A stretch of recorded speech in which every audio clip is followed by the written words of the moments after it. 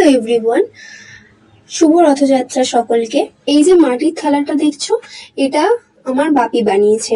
মাটির কাজ, বিভিন্ন হ্যান্ডক্রাফট, যাবতীয় যা কিছু, বাপি এইসবেতে ভীষণ এক্সপার্ট বলতে গেলে। আমি মাটির কাজে খুব একটা পটু না, দ্যাটস ওয়াই এইটা রং করার দায়িত্ব পড়েছিল আমার ওপর।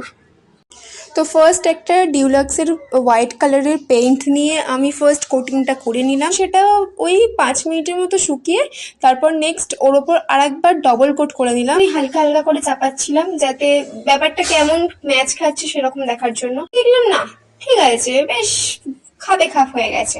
Let me no in the comment section যে কেমন লাগছে তোমাদের। যদি ভালো লেগে থাকে তাহলে আমি এরকম ভিডিও আনার চেষ্টা করতে পারি।